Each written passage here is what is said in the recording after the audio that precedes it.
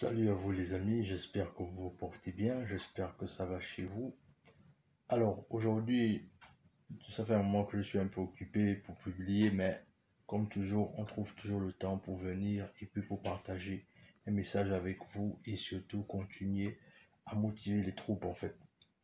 Alors aujourd'hui, en fait, j'ai envie de partager un message important qui est sur le fait que beaucoup de personnes, lorsqu'ils lancent leur business ou encore lorsqu'ils lancent leur contenu, la plupart du temps, beaucoup de personnes souvent sont trop dures avec elles-mêmes. Je m'explique. C'est-à-dire, si tu es créateur de contenu et que, par exemple, tu enseignes les gens sur l'éducation financière, la plupart du temps, ce que toi tu veux et ce que toi tu espères, c'est que il faut nécessairement ou encore il faut forcément que toi tu aies un gros compte en banque pour commencer à parler d'éducation financière aux gens. Alors que c'est pas vrai.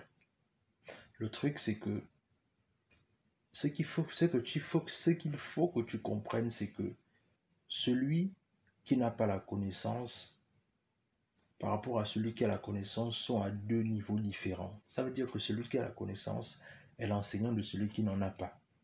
Ça veut dire quoi? Ça veut dire que si toi tu es arrivé à pouvoir maîtriser tes finances, dans le long terme, tu peux aussi enseigner quelqu'un à savoir maîtriser ses finances. Mais ça ne veut pas forcément dire que toi, il faut que tu aies des millions dans ton compte en banque. C'est pas ce que ça veut dire. Ça veut simplement dire que toi, tu dois avoir une discipline pour que lorsque tu viens parler à quelqu'un de finance, il faudrait que toi-même aussi, tu sois capable de dire que voilà ce que j'ai ou encore voilà ce que j'ai appris de mes erreurs. Et c'est comme ça que tu vas pouvoir enseigner les gens en fait.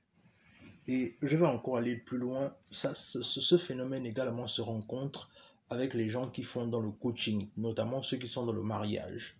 C'est-à-dire, on voit beaucoup de personnes souvent qui pensent que c'est pas parce que je ne suis pas parce que je ne suis pas marié que je ne peux pas venir parler du mariage. Ou encore, j'ai échoué mon mariage, je ne suis pas digne de venir parler de mariage. Et c'est là où souvent beaucoup de personnes se trompent. Le truc, c'est qu'il faut savoir une chose, c'est que beaucoup de personnes peuvent arriver à enseigner des gens en partant simplement de leurs propres erreurs en fait. Et ça, c'est important de le comprendre, c'est que tu peux éviter quelqu'un de perdre beaucoup d'argent ou encore de perdre beaucoup de temps parce que tu lui auras partagé ton expérience. C'est-à-dire que c'est pas forcément parce que tu es marié ou bien par exemple que tu dois forcément avoir été marié, que tu es reçu dans ton mariage, que tu vas penser peut-être que comme tu n'es pas marié, ça fait de toi quelqu'un qui n'est pas légitime de vouloir venir parler du mariage. C'est pas ça en fait. Non, c'est pas ça. C'est juste que tu partages ton expérience à quelqu'un et c'est comme ça que quelqu'un aussi dans le long terme, il pourra être influencé positivement et que là aussi, quelque part aussi, il pourra faire moins des erreurs que toi tu auras fait en fait. Mais je vois beaucoup de nos frères dans la communauté en fait être trop durs avec eux-mêmes en ce qui concerne la création de contenu parce qu'ils se disent que oui mais voilà je ne reflète pas X, je ne reflète pas Y, je ne suis pas digne de parler de ceci, je ne suis pas digne de parler de cela. Mais la vraie question c'est celle de savoir qui en est vraiment digne de le faire. Tu vois que personne, n'est-ce pas? C'est-à-dire, même celui qui va venir parler de finances personnelles, parfois il fait aussi des erreurs financières dans lesquelles parfois il peut perdre tout son argent. Mais est-ce que ça lui met illégitime de venir parler de croissance financière? Pas du tout. Il faut simplement comprendre une chose, c'est que ne vous limitez pas parce que vous êtes toujours au niveau là où vous voulez toujours être dur avec vous-même en disant que est-ce que je suis digne de faire ceci, est-ce que je suis digne de faire cela. Le truc c'est que comprends juste qu'à partir du moment là où tu as la discipline pour toi de poursuivre tes rêves et tes objectifs, c'est ce qui compte. Et dans la foulée, tu feras des erreurs. Dans la foulée, tu vas te tromper, mais ne sois pas trop dur avec toi-même. Sois dur avec toi-même dans le sens de vouloir t'améliorer. Mais ne sois pas dur avec toi-même dans le fait de vouloir rester dans l'immobilisme.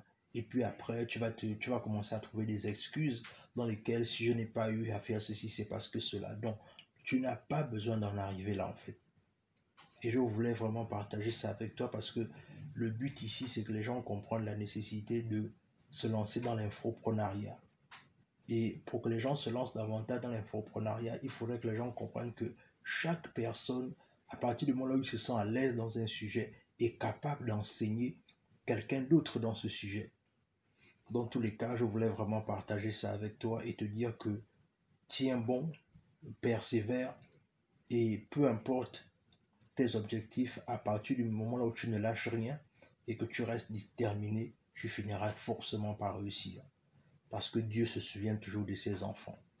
Dans tous les cas, on se dit à la prochaine. Partagez la vidéo, laisse un like, laisse un commentaire et surtout abonne-toi à la chaîne, partage. Et sur ce, on se dit à la prochaine.